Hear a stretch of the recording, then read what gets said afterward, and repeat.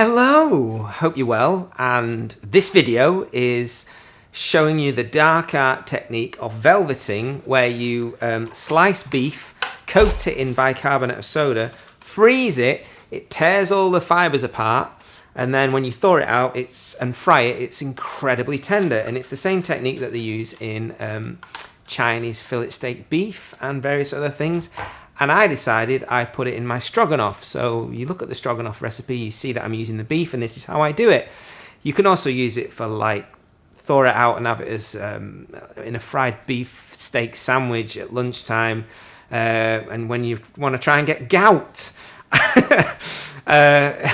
So this is how you do it anyway. So take care, stay safe, bye. So this is the dark art of velveting beef, and how you do it, and why do you do it? Why do you velvet beef? Because, well, this is about a 400 gram or 500 gram piece of topside, which is a cheaper cut than a steak, obviously, which means it's not as tender. So velveting makes cheap cuts tender. It's the whole point, but it can only be done if you thinly slice it. And what you do is, I mean, obviously not all of you have a 12-inch butcher's knife like I've got there, but you need to have a very sharp knife which is long, and try and do it in 2 cuts. As you notice, I push forward, I pull it back as far as I can, push forward with the blade, 1 cut, and then pull back with the 2nd cut, and the whole thing is done as cleanly and smoothly as possible.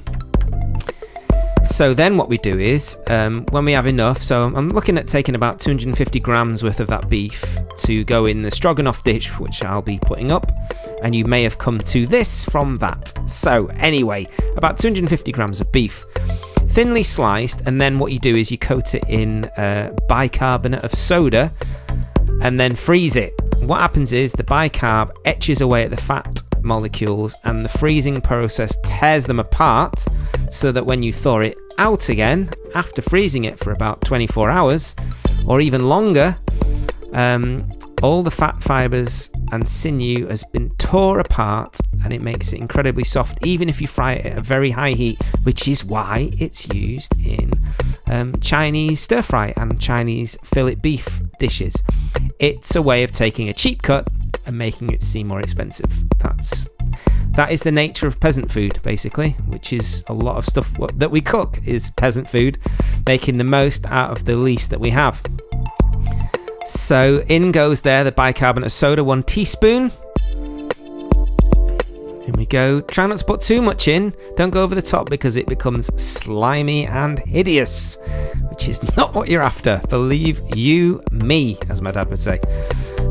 Rub it in, rub it through, and try and get that sodium bicarb all over the beef.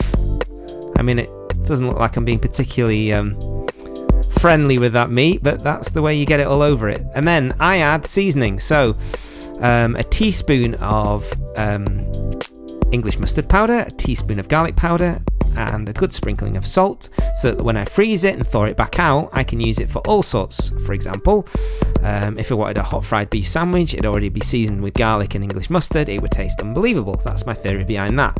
You can just do it with sodium bicarb if you want, and then add flavour after, but this is the way I do it. So it's already pre-seasoned. You get me?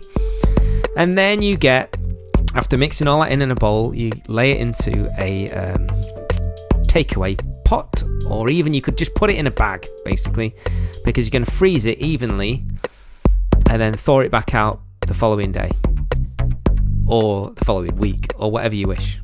Okay, and while it freezes, like I explained, the fat and sinew molecules tear apart, break apart, so that when you fry it, it's soft. It's unbelievably soft. Think about the Chinese fillet steak dishes you've had throughout your entire life, and this is how they do it. So in we go, and then that just freezes. So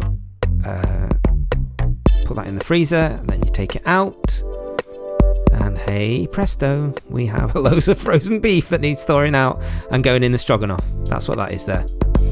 Okay, so good luck.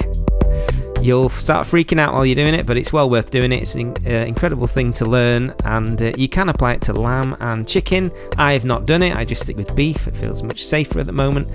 but maybe I'll do that in the future. Good luck, stay safe, take care, bye, and wash your hands and all that. And never rub another man's rhubarb if you're in his allotment. Okay, bye.